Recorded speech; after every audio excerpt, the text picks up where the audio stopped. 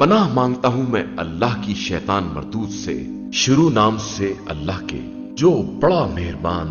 نہایت رحم کرنے والا ہے۔ یقیناً صاحبان ایمان کامیاب ہو گئے جو اپنی نمازوں میں گڑگڑانے والے ہیں اور لغو باتوں سے اعراض کرنے والے ہیں اور زکوٰۃ ادا کرنے والے ہیں اور اپنی شرمگاہوں کی حفاظت کرنے والے ہیں، علاوہ اپنی بیویوں اور اپنے ہاتھوں کی ملکیت کنیزوں کے کہ ان کے معاملے میں ان پر کوئی الزام آنے والا نہیں ہے۔ پھر اس کے علاوہ جو کوئی اور راستہ تلاش کرے گا وہ زیادتی کرنے والا ہوگا، اور جو مومنین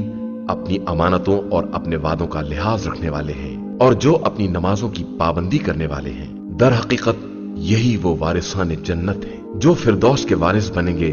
اور اس میں ہمیشہ ہمیشہ رہنے والے ہیں۔ اور ہم نے انسان کو گیلی مٹی سے پیدا کیا ہے، پھر اسے ایک محفوظ جگہ پر نطفہ بنا کر رکھا ہے، پھر نطفے کو علقہ بنایا ہے، اور پھر علقہ سے مضغہ پیدا کیا ہے، اور پھر مضغہ سے ہڈیاں پیدا کی ہیں، اور پھر ہڈیوں پر گوشت چڑھایا ہے، پھر ہم نے اسے ایک دوسری مخلوق بنا دیا ہے۔ تو کس قدر بابرکت ہے وہ خدا جو سب سے بہتر خلق کرنے والا ہے۔ پھر اس کے بعد تم سب مر جانے والے ہو، پھر اس کے بعد تم روز قیامت دوبارہ اٹھائے جاؤ گے، اور ہم نے تمہارے اوپر تہ بتہ 7 آسمان بنائے ہیں، اور ہم اپنی مخلوقات سے غافل نہیں ہیں۔ اور ہم نے آسمان سے ایک مخصوص مقدار میں پانی نازل کیا ہے اور پھر اسے زمین میں ٹھہرا دیا ہے، جبکہ ہم اس کے واپس لے جانے پر بھی قادر ہیں۔ پھر ہم نے اس پانی سے تمہارے لیے خرمے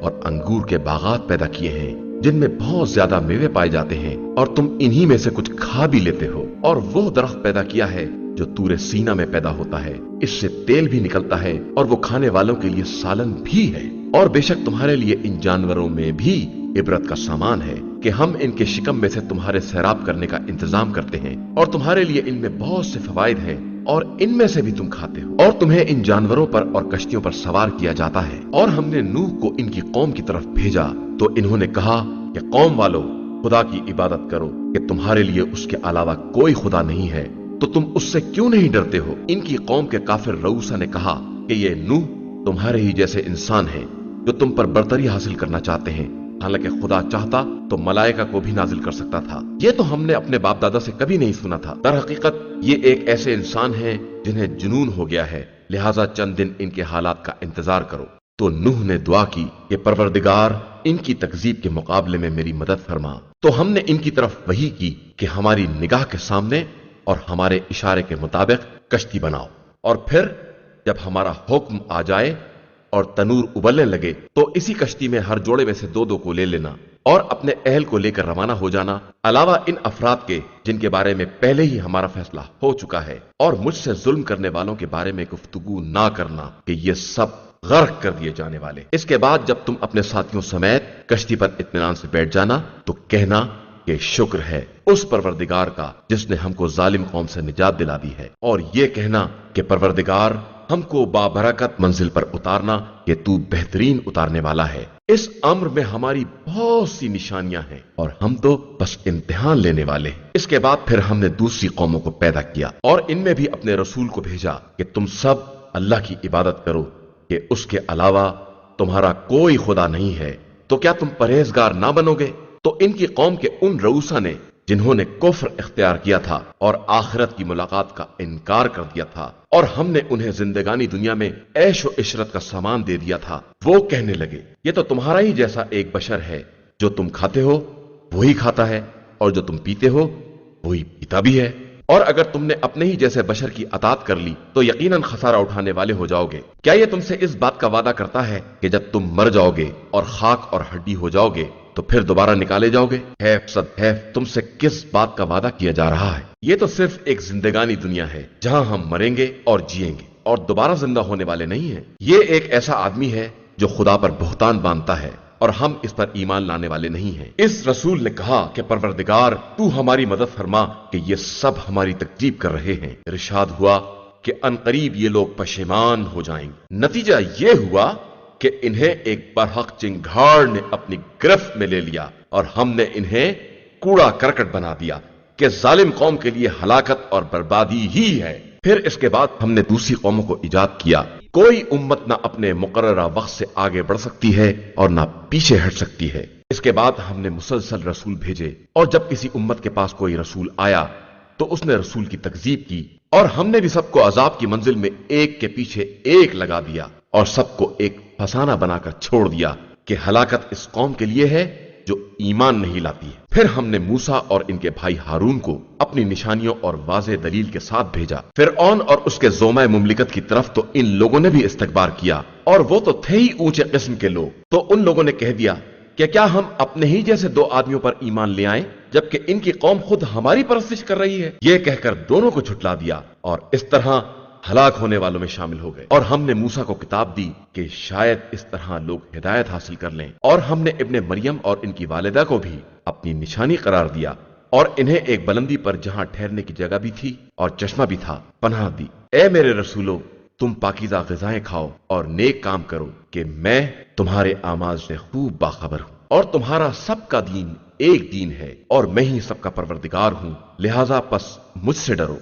फिर ये लोग आपस में टुकड़े टुकड़े हो गए, और हर ग्रोह जो कुछ भी इसके पास है इसी पर खुश और मगन है। अब आप इन्हें एक मुद्दत के लिए इसी गुमराही में छोड़ दें। क्या इनका ख्याल ये है कि हम जो कुछ माल और औलाद दे रहे हैं ये इनकी नेकियों में उजलत की जा रही है? नहीं, हरगिज नहीं। इन्हें तो हकीकत का शऊर भी नहीं है। बेशक जो लोग खौफ परवरदिगार से लर्जा रहते हैं, और जो अपने परवरदिगार की निशानियों पर ईमान रखते हैं, और जो किसी को भी अपने रब का शरीक नहीं बनाते हैं, और वो लोग जो बकदर इम्कान राह खुदा में देते रहते हैं, और इन्हें ये खौफ लगा रहता है कि पलटकर उसी की बारगाह में जाने वाले हैं। यही वो लोग हैं जो नेकियों में सबकत करने वाले हैं और सबके आगे निकल जाने वाले। और हम किसी नफ्स को उसकी वुसअत से ज्यादा तकलीफ नहीं देते हैं, और हमारे पास वो किताब है जो हक के साथ बोलती है, और इन पर कोई जुल्म नहीं किया जाता है, बल्कि इनके कुलूब इसकी तरफ से बिल्कुल जहालत में डूबे हुए हैं, और इनके पास दूसरे किस्म के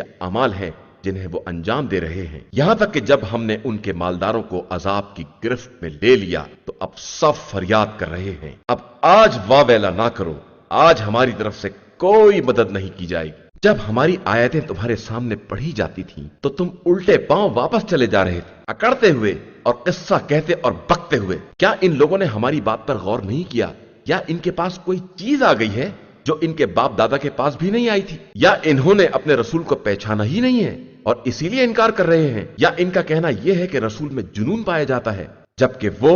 इनके पास हक लेकर आया है और इनकी अक्सरियत हक को नापसंद करने वाली है। और अगर हक इनकी ख्वाहिशात का इत्तिबा कर लेता तो आसमान और जमीन और इनके माबैन जो कुछ भी है सब बर्बाद हो जाता, बल्कि हमने इनको इन्हीं का जिक्र अता किया है और ये अपने ही जिक्र से एराज किए हुए हैं। तो क्या आप इनसे अपना खर्च मांग रहे हैं? हरगिज नहीं। खुदा का दिया हुआ खिराज आपके लिए बहुत बेहतर है और वो बेहतरीन रिस्क देने वाला है, और आप तो इन्हें सीधे रास्ते की दावत देने वाले हैं। और जो लोग आखिरत पर ईमान नहीं लाते हैं वो सीधे रास्ते से हटे हुए हैं। और अगर हम इन पर रहम करें और इनकी तकलीफ को दूर भी कर दें तो भी ये अपनी सरकशी पर अड़े रहेंगे और गुमराह ही होते जाएंगे। और हमने इन्हें अजाब के जरिए पकड़ा भी, मगर ये न अपने परवरदिगार के सामने झुके और न ही गिड़गिड़ाते हैं। यहां तक कि हमने शदीद अजाब का दरवाजा खोल दिया तो इसी में मायूस होकर बैठ रहे। वो वही खुदा है जिसने तुम्हारे लिए कान और आंखें और दिल बनाए हैं, मगर तुम बहुत कम शुक्रिया अदा करते हो। और उसी ने तुम्हें सारी जमीन में फैला दिया है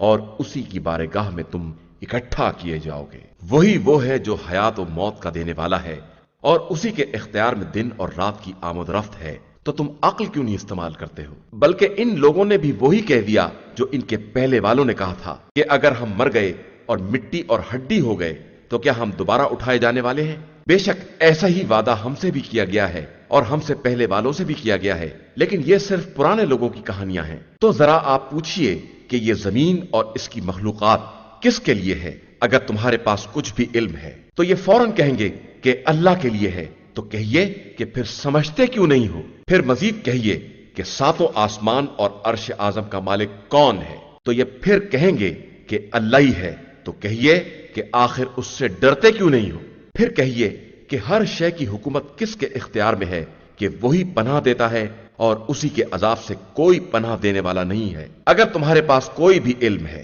तो ये फौरन जवाब देंगे कि ये सब अल्लाह के लिए है। तो कहिए कि आखिर फिर तुम पर कौन सा जादू किया जा रहा है? बल्कि हम इनके पास हक लेकर आए हैं और ये सब झूठे हैं। यकीनन खुदा ने किसी को फर्जंद नहीं बनाया है और ना उसके साथ कोई दूसरा खुदा है, वरना हर खुदा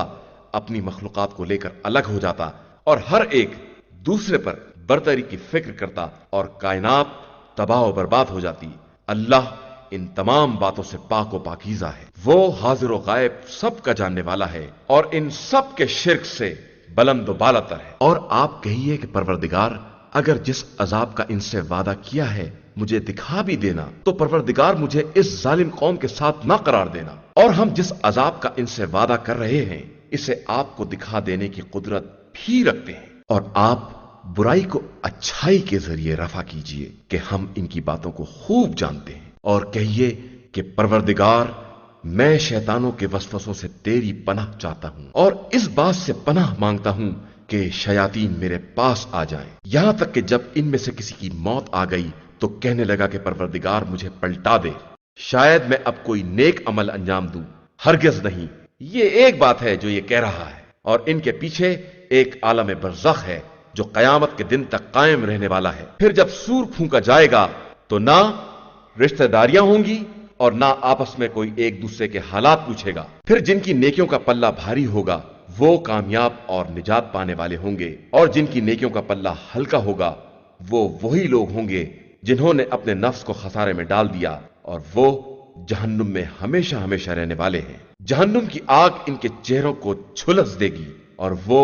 اسی میں منہ بنائے ہوئے ہوں گے۔ کیا ایسا نہیں ہے کہ جب ہماری آیتیں تمہارے سامنے پڑھی جاتی تھیں تو تم ان کی تکذیب کیا کرتے تھے؟ وہ لوگ کہیں گے کہ پروردگار ہم پر بدبختی غالب آ گئی تھی اور ہم گمراہ ہو گئے تھے، پروردگار اب ہمیں جہنم سے نکال دے، اس کے بعد دوبارہ گناہ کریں تو ہم واقعی ظالم ہیں۔ ارشاد ہوگا کہ اب اسی میں ذلت کے ساتھ پڑے رہو، بات نہ کرو۔ ہمارے بندوں میں ایک گروہ ایسا بھی تھا جن کا کہنا تھا کہ پروردگار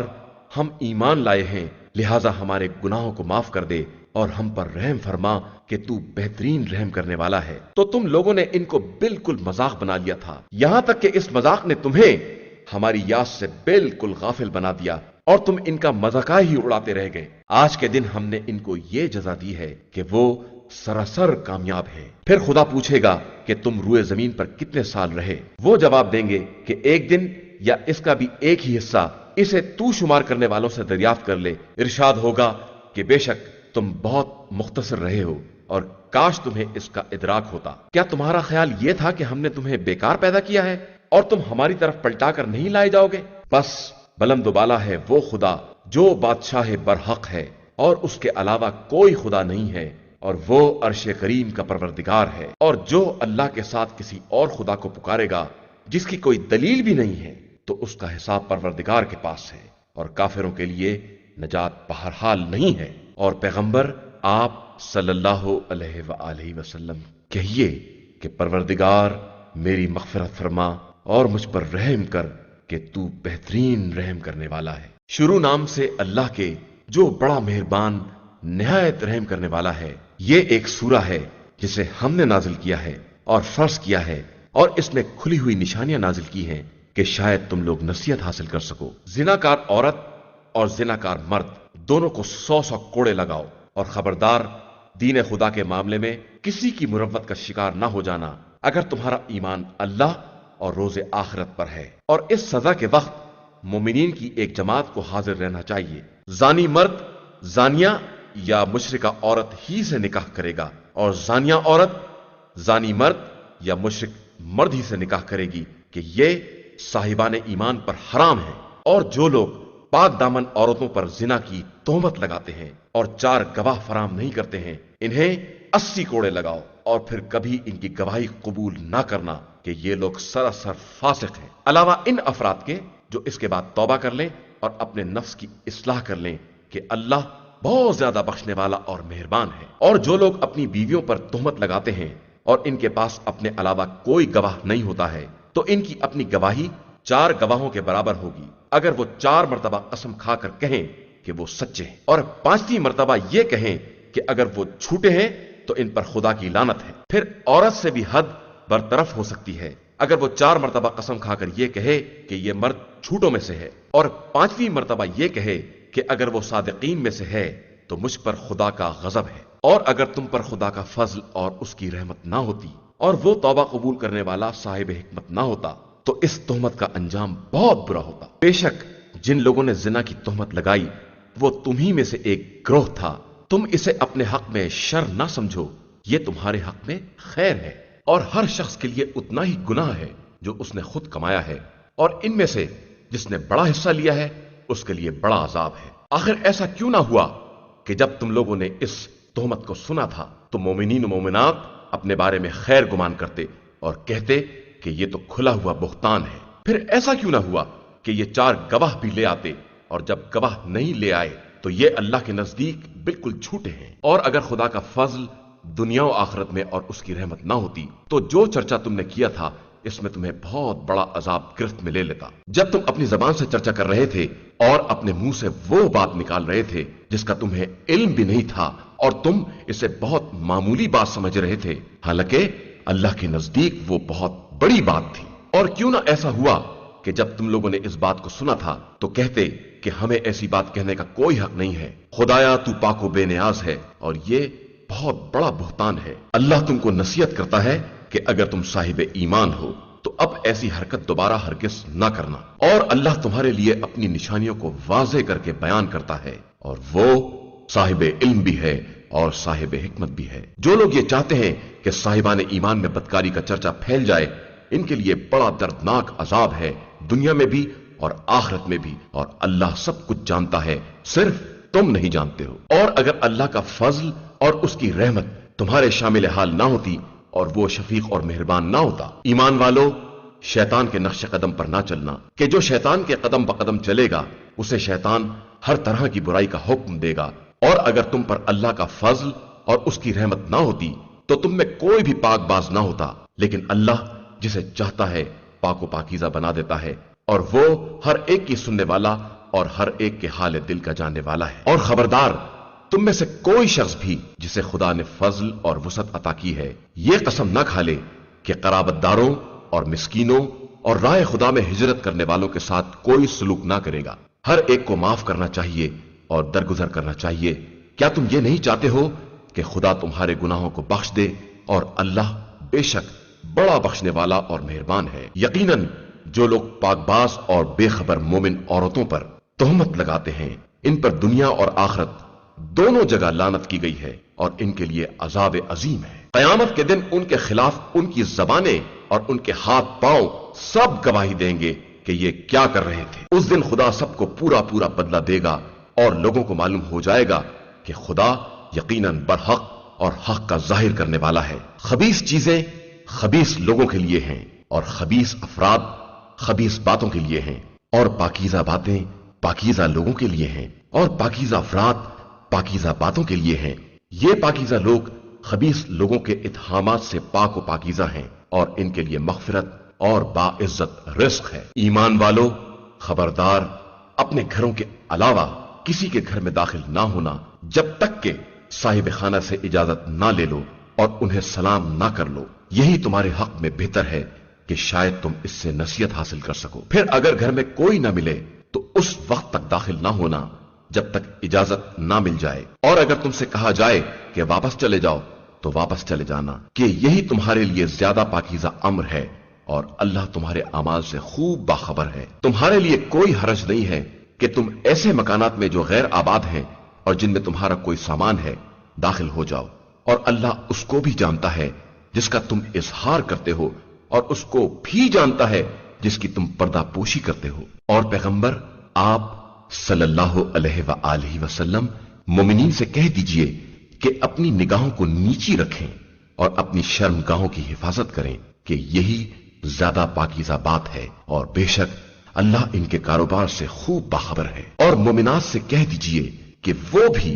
अपनी निगाहों को नीचा रखें और अपनी इफ्फत की हिफाजत करें और अपनी जीनत का इजहार ना करें, अलावा इसके जो अस खुद जाहिर है, और अपने दुपट्टे को अपने गिरेबान पर रखें, और अपनी जीनत को अपने बाप दादा, शौहर, शौहर के बाप दादा, अपनी औलाद और अपने शौहर की औलाद, अपने भाई और भाइयों की औलाद और बहनों की औलाद, और अपनी औरतों और अपने गुलाम और कनीजों और ऐसे ताबे अफराद जिनमें औरत की तरफ से कोई ख्वाहिश नहीं रह गई है, और वो बच्चे जो औरतों के पर्दे की बात से कोई सरोकार नहीं रखते हैं, इन सब के अलावा किसी पर जाहिर ना करें। और खबरदार, अपने पांव पटक कर ना चलें कि जिस जीनत को छुपाए हुए हैं اس کا اظہار ہو جائے۔ اور صاحبان ایمان، تم سب اللہ کی بارگاہ میں توبہ کرتے رہو کہ شاید اسی طرح تمہیں فلاح اور نجات حاصل ہو جائے، اور اپنے غیر شادی شدہ آزاد افراد اور اپنے غلاموں اور کنیزوں میں سے باصلاحیت افراد کے نکاح کا اہتمام کرو کہ اگر وہ فقیر بھی ہوں گے تو خدا اپنے فضل و کرم سے انہیں مالدار بنا دے گا، کہ خدا بڑی وسعت والا اور صاحب علم ہے۔ اور جو نکاح کی وسعت نہیں رکھتے ہیں وہ بھی اپنی عفت کا تحفظ کریں، یہاں تک کہ خدا اپنے فضل سے انہیں غنی بنا دے۔ اور جو غلام و کنیز مکاتبت کے طلبگار ہیں، ان میں خیر دیکھو تو ان سے مکاتبت کر لو، بلکہ جو مال خدا نے تمہیں دے رکھا ہے اس میں سے کچھ حصہ انہیں بھی دے دو۔ اور خبردار، اپنی کنیزوں کو اگر وہ پاک دامنی کی خواہش مند ہیں تو زنا پر مجبور نہ کرنا کہ ان سے زندگانی دنیا کا فائدہ حاصل کرنا چاہو، کہ جو بھی انہیں مجبور کرے گا خدا مجبوری کے بعد ان عورتوں کے حق میں بہت زیادہ بخشنے والا اور مہربان ہے۔ اور ہم نے تمہاری طرف اپنی کھلی ہوئی نشانیاں اور تم سے پہلے گزر جانے والوں کی مثال اور صاحبان تقوی کے لیے نصیحت کا سامان نازل کیا ہے۔ اللہ آسمانوں اور زمین کا نور ہے، اس کے نور کی مثال اس طاق کی ہے جس میں چراغ ہو، اور چراغ شیشے کی قندیل میں ہو، اور قندیل ایک جگمگاتے ستارے کے مانند ہو جو زیتون کے بابرکت درخت سے روشن کیا جائے، جو نہ مشرق والا ہو نہ مغرب والا، اور قریب ہے کہ اس کا روغن بھڑک اٹھے چاہے اسے آگ مس بھی نہ کرے۔ یہ نور بالائے نور ہے، اور اللہ اپنے نور کے لیے جسے چاہتا ہے ہدایت دے دیتا ہے، اور اسی طرح مثالیں بیان کرتا ہے، اور وہ ہر شے کا جاننے والا ہے۔ یہ چراغ ان گھروں میں ہے جن کے بارے میں خدا کا حکم ہے کہ ان کی بلندی کا اعتراف کیا جائے، اور ان میں اس کے نام کا ذکر کیا جائے کہ ان گھروں میں صبح و شام اس کی تسبیح کرنے والے ہیں۔ وہ مرد جنہیں کاروبار یا دیگر خرید و فروخت ذکر خدا، قیام نماز اور ادائے زکات سے غافل نہیں کر سکتی، یہ اس دن سے ڈرتے ہیں جس دن کے ہول سے دل اور نگاہیں سب الٹ جائیں گی، تاکہ خدا انہیں ان کے بہترین اعمال کی جزا دے سکے اور اپنے فضل سے مزید اضافہ کر سکے۔ اور خدا جسے چاہتا ہے رزق بے حساب عطا کرتا ہے۔ اور جن لوگوں نے کفر اختیار کر لیا، ان کے اعمال اس ریت کے مانند ہیں جو چٹیل میدان میں ہو، اور پیاسا اسے دیکھ کر پانی تصور کرے، اور جب اس کے قریب پہنچے تو کچھ نہ پائے، بلکہ اس خدا کو پائے جو اس کا پورا پورا حساب کر دے، کہ اللہ بہت جلد حساب کرنے والا ہے۔ یا ان اعمال کی مثال اس گہرے دریا کی تاریکیوں کی ہے جسے ایک کے اوپر ایک لہر ڈھانک لے، اور اس کے اوپر تہ بتہ بادل بھی ہوں، کہ جب وہ اپنے ہاتھ کو نکالے تو تاریکی کی بنا پر کچھ نظر نہ آئے، اور جس کے لیے خدا نور نہ قرار دے اس کے لیے کوئی نور نہیں ہے۔ کیا تم نے نہیں دیکھا کہ اللہ کے لیے زمین و آسمان کی تمام مخلوقات اور فضا کے صف بستہ طائر سب تسبیح کر رہے ہیں، اور سب اپنی اپنی نماز اور تسبیح سے باخبر ہیں، اور اللہ بھی ان کے اعمال سے خوب باخبر ہے۔ اور اللہ ہی کے لیے زمین و آسمان کی ملکیت ہے، اور اسی کی طرف سب کی بازگشت ہے۔ کیا تم نے نہیں دیکھا کہ خدا ہی ابر کو چلاتا ہے اور پھر انہیں آپس میں جوڑ کر تہ بتہ بنا دیتا ہے؟ پھر تم دیکھو گے کہ اس کے درمیان سے بارش نکل رہی ہے، اور وہ اسے آسمان سے برف کے پہاڑوں کے درمیان سے برساتا ہے، پھر جس تک چاہتا ہے پہنچا دیتا ہے، اور جس کی طرف سے چاہتا ہے موڑ دیتا ہے۔ اس کی بجلی کی چمک اتنی تیز ہے کہ قریب ہے کہ آنکھوں کی بینائی ختم کر دے۔ اللہ ہی رات اور دن کو الٹ پلٹ کرتا رہتا ہے، اور یقیناً اس میں صاحبان بصارت کے لیے سامان عبرت ہے۔ اور اللہ ہی نے ہر زمین پر چلنے والے کو پانی سے پیدا کیا ہے، پھر ان میں سے بعض پیٹ کے بل چلتے ہیں، اور بعض دو پیروں میں چلتے ہیں، اور بعض چاروں ہاتھ پیر سے چلتے ہیں۔ اور اللہ جو چاہتا ہے پیدا کرتا ہے، کہ وہ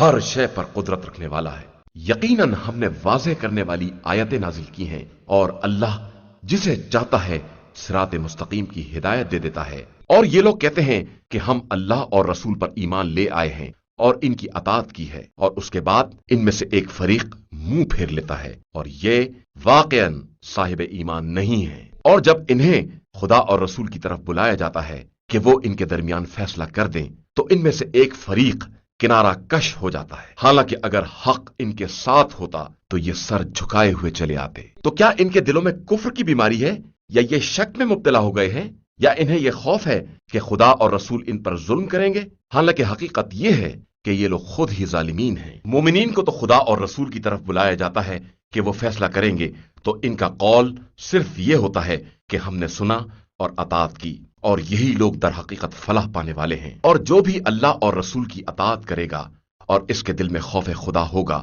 اور وہ پرہیزگاری اختیار کرے گا تو وہی کامیاب کہا جائے گا۔ اور ان لوگوں نے باقاعدہ قسم کھائی ہے کہ آپ حکم دے دیں گے تو یہ گھر سے باہر نکل جائیں گے، تو آپ صلی اللہ علیہ وآلہ وسلم کہہ دیجئے کہ قسم کی ضرورت نہیں ہے، عمومی قانون کے مطابق اطاعت کافی ہے، کہ یقیناً اللہ ان اعمال سے باخبر ہے جو تم لوگ انجام دے رہے ہو۔ آپ صلی اللہ علیہ وآلہ وسلم کہہ دیجئے کہ اللہ اور اس کے رسول کی اطاعت کرو، پھر اگر انحراف کرو گے تو رسول پر وہ ذمہ داری ہے جو اس کے ذمہ رکھی گئی ہے، اور تم پر وہ مسئولیت ہے جو تمہارے ذمہ رکھی گئی ہے، اور اگر تم اطاعت کرو گے تو ہدایت پا جاؤ گے، اور رسول صلی اللہ علیہ وآلہ وسلم کے ذمہ واضح تبلیغ کے سوا اور کچھ نہیں ہے۔ اللہ نے تم میں سے صاحبان ایمان و عمل صالح سے وعدہ کیا ہے کہ انہیں روئے زمین میں اسی طرح اپنا خلیفہ بنائے گا جس طرح پہلے والوں کو بنایا ہے، اور ان کے لیے اس دین کو غالب بنائے گا جسے ان کے لیے پسندیدہ قرار دیا ہے، اور ان کے خوف کو امن سے تبدیل کر دے گا کہ وہ سب صرف میری عبادت کریں گے اور کسی طرح کا شرک نہ کریں گے، اور اس کے بعد بھی کوئی کافر ہو جائے تو در حقیقت وہی لوگ فاسق اور بد کردار ہیں۔ اور نماز قائم کرو، زکوٰۃ ادا کرو، اور رسول صلی اللہ علیہ وآلہ وسلم کی اطاعت کرو کہ شاید اسی طرح تمہارے حال پر رحم کیا جائے۔ خبردار یہ خیال نہ کرنا کہ کفر اختیار کرنے والے زمین میں ہم کو عاجز کر دینے والے ہیں، ان کا ٹھکانہ جہنم ہے اور وہ بدترین انجام ہے۔ ایمان والو، تمہارے غلام و کنیز اور وہ بچے جو ابھی سن بلوغ کو نہیں پہنچے ہیں، ان سب کو چاہیے کہ تمہارے پاس داخل ہونے کے لیے 3 اوقات میں اجازت لیں، نماز صبح سے پہلے اور دوپہر کے وقت جب تم کپڑے اتار کر آرام کرتے ہو، اور نماز عشاء کے بعد۔ یہ 3 اوقات پردے کے ہیں۔ اس کے بعد تمہارے لیے یا ان کے لیے کوئی حرج نہیں ہے کہ ایک دوسرے کے پاس چکر لگاتے رہیں، کہ اللہ اسی طرح اپنی آیتوں کو واضح کر کے بیان کرتا ہے، اور بے شک اللہ ہر شے کا جاننے والا اور صاحب حکمت ہے۔ اور جب تمہارے بچے حد بلوغ کو پہنچ جائیں تو وہ بھی اسی طرح اجازت لیں جس طرح پہلے والے اجازت لیا کرتے تھے۔ پروردگار اسی طرح تمہارے لیے اپنی آیتوں کو واضح کر کے بیان کرتا ہے کہ وہ صاحب علم بھی ہے اور صاحب حکمت بھی ہے۔ اور ضعیفی سے بیٹھ رہنے والی عورتیں جنہیں نکاح سے کوئی دلچسپی نہیں ہے، ان کے لیے کوئی حرج نہیں ہے کہ وہ اپنے ظاہری کپڑوں کو الگ کر دیں، بشرطے کہ زینت کی نمائش نہ کریں، اور وہ بھی عفت کا تحفظ کرتی رہیں کہ یہی ان کے حق میں بھی بہتر ہے، اور اللہ سب کی سننے والا اور سب کا جاننے والا ہے۔ نابینا کے لیے کوئی حرج نہیں ہے، اور لنگڑے آدمی کے لیے بھی کوئی حرج نہیں ہے، اور مریض کے لیے بھی کوئی عیب نہیں ہے، اور خود تمہارے لیے بھی کوئی گناہ نہیں ہے کہ اپنے گھروں سے یا اپنے باپ دادا کے گھروں سے یا اپنی ماں اور نانی دادی کے گھروں سے یا اپنے بھائیوں کے گھروں سے یا اپنی بہنوں کے گھروں سے یا اپنے چچاؤں کے گھروں سے یا اپنی پھپھیوں کے گھروں سے یا اپنے ماموں کے گھروں سے یا اپنی خالاؤں کے گھروں سے یا جن گھروں کی کنجیاں تمہارے اختیار میں ہیں یا اپنے دوستوں کے گھروں سے کھانا کھا لو، اور تمہارے لیے اس میں بھی کوئی حرج نہیں ہے کہ سب مل کر کھاؤ یا متفرق طریقے سے کھاؤ، بس جب گھروں میں داخل ہو تو کم از کم اپنے ہی اوپر سلام کر لو کہ یہ پروردگار کی طرف سے نہایت ہی مبارک اور پاکیزہ تحفہ ہے، اور پروردگار اسی طرح اپنی آیتوں کو واضح طریقے سے بیان کرتا ہے کہ شاید تم عقل سے کام لے سکو۔ مومنین صرف وہ افراد ہیں جو خدا اور رسول صلی اللہ علیہ وآلہ وسلم پر ایمان رکھتے ہوں، اور جب کسی اجتماعی کام میں مصروف ہوں تو اس وقت تک کہیں نہ جائیں جب تک اجازت حاصل نہ ہو جائے۔ بے شک جو لوگ آپ صلی اللہ علیہ وآلہ وسلم سے اجازت حاصل کرتے ہیں وہی اللہ اور رسول پر ایمان رکھتے ہیں، لہذا جب آپ صلی اللہ علیہ وآلہ وسلم سے کسی خاص حالت کے لیے اجازت طلب کریں تو آپ صلی اللہ علیہ وآلہ وسلم جس کو چاہیں اجازت دے دیں، اور ان کے حق میں اللہ سے استغفار بھی کریں کہ اللہ بڑا غفور اور رحیم ہے۔ مسلمانوں، خبردار، رسول صلی اللہ علیہ وآلہ وسلم کو اس طرح نہ پکارو جس طرح آپس میں ایک دوسرے کو پکارتے ہو۔ اللہ ان لوگوں کو خوب جانتا ہے جو تم میں سے خاموشی سے کھسک جاتے ہیں لہذا جو لوگ حکم خدا کی مخالفت کرتے ہیں وہ اس امر سے ڈریں کہ ان تک کوئی فتنہ پہنچ جائے یا کوئی دردناک عذاب نازل ہو جائے۔ اور یاد رکھو کہ اللہ ہی کے لیے زمین و آسمان کی کل کائنات ہے، اور وہ تمہارے حالات کو خوب جانتا ہے، اور جس دن سب اس کی بارگاہ میں پلٹا کر لائے جائیں گے وہ سب کو ان کے اعمال کے بارے میں بتا دے گا کہ وہ ہر شے کا جاننے والا ہے۔ شروع نام سے اللہ کے جو بڑا مہربان نہایت رحم کرنے والا ہے۔ بابرکت ہے وہ خدا جس نے اپنے بندے پر فرقان نازل کیا ہے تاکہ وہ سارے عالمین کے لیے عذاب الہی سے ڈرانے والا بن جائے۔ آسمان و زمین کا سارا ملک اسی کے لیے ہے، اس نے نہ کوئی فرزند بنایا ہے اور نہ کوئی اس کے ملک میں شریک ہے، اس نے ہر شے کو خلق کیا ہے اور صحیح اندازے کے مطابق درست بنایا ہے۔ اور ان لوگوں نے خدا کو چھوڑ کر ایسے خدا بنا لیے ہیں جو کسی بھی شے کے خالق نہیں ہیں بلکہ خود ہی مخلوق ہیں، اور خود اپنے واسطے بھی کسی نقصان یا نفع کے مالک نہیں ہیں، اور نہ ان کے اختیار میں موت و حیات یا حشر و نشر ہی ہے۔ اور یہ کفار کہتے ہیں کہ یہ قرآن صرف ایک جھوٹ ہے جسے انہوں نے گڑھ لیا ہے، اور ایک دوسری قوم نے اس کام میں ان کی مدد کی ہے، حالانکہ ان لوگوں نے خود ہی بڑا ظلم اور فریب کیا ہے۔ اور یہ لوگ کہتے ہیں کہ یہ تو صرف اگلے لوگوں کے افسانے ہیں جسے انہوں نے لکھوا لیا ہے،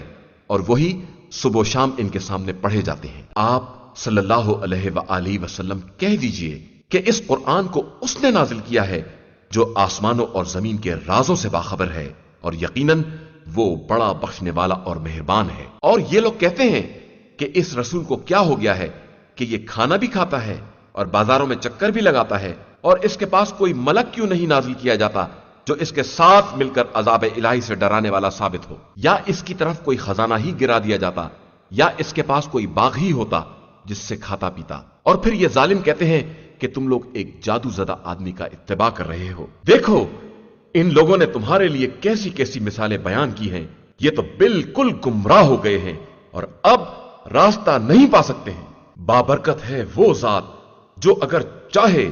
تو تمہارے لیے اس سے بہتر سامان فراہم کر دے، ایسی جنتیں جن کے نیچے نہریں جاری ہوں، اور پھر تمہارے لیے بڑے بڑے محل بھی بنا دے۔ حقیقت یہ ہے کہ ان لوگوں نے قیامت کا انکار کیا ہے، اور ہم نے قیامت کا انکار کرنے والوں کے لیے جہنم مہیا کر دیا ہے۔ جب آتش جہنم ان لوگوں کو دور سے دیکھے گی تو یہ لوگ اس کے جوش و خروش کی آوازیں سنیں گے، اور جب انہیں زنجیروں میں جکڑ کر کسی تنگ جگہ ڈال دیا جائے گا تو وہاں موت کی دہائی دیں گے۔ اس وقت ان سے کہا جائے گا کہ ایک موت کو نہ پکارو بلکہ بہت سی موتوں کو آواز دو۔ پیغمبر آپ صلی اللہ علیہ وآلہ وسلم ان سے پوچھئے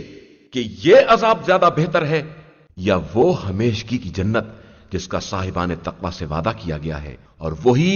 ان کی جزا بھی ہے اور ان کا ٹھکانہ بھی۔ ان کے لیے وہاں ہر خواہش کا سامان موجود ہے اور وہ اس میں ہمیشہ رہنے والے ہیں، اور یہ